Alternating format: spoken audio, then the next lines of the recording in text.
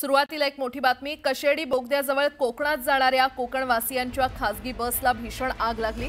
पोलादपूरच्या भोगाव गावच्या हद्दीत ही घटना घडली आहे। गणेशोत्सवासाठी मुंबईहून सिंधुदुर्ग जिल्ह्यातील मालवण इथे 44 प्रवासी घेऊन येणाऱ्या खासगी आराम बसचा टायर फुटल्याने अचानक आग लागली।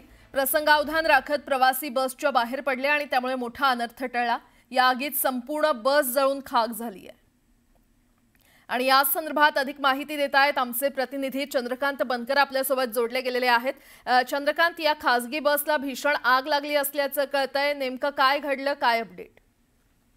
नक्कीच, कारण आपण आता सध्या बघतोय की कोकणातला प्रमुख सण आहे गणेशोत्सव आणि या गणेशोत्सवासाठी कोकणात लाखो वाहनं येत आहेत।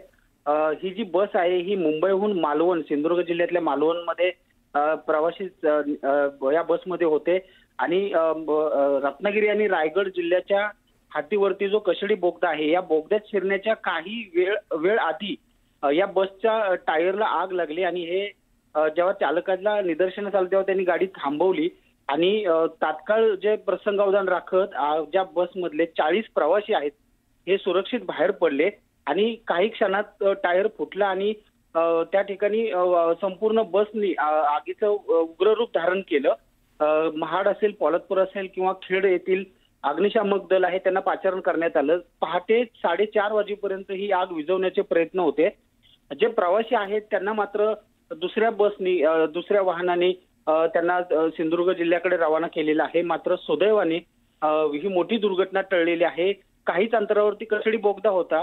जर हीच दुर्घटना जर कशेडी बोगद्यामध्ये झाली असती तर मात्र त्या ठिकाणी अनर्थ ओढवला गेला असता, कारण आतमध्ये रेंज सुद्धा नाही आणि 2 किलोमीटरचा तो बोगदा आहे।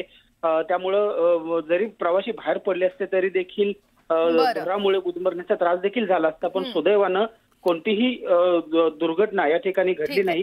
बस मात्र आगीत जळून खाक झालेली आहे। चंद्रकांत, धन्यवाद या सविस्तर माहितीसाठी। रत्नागिरीच्या वाशिष्ठी नदीवरील पूल पडलेला आहे। पिंपळे गावातील आलोरे खडपोली या मार्गाला जोडणारा पूल आधी खचला आणि त्यानंतर काही वेळानंतर हा पूल पडला। सुदैवाने रिक्षा काही सेकंद आधी गेल्याने थोडक्यात वाचली आहे। हा पूल पडल्याने दसपटीकडे जाणारी वाहतूक बंद झालेली आहे।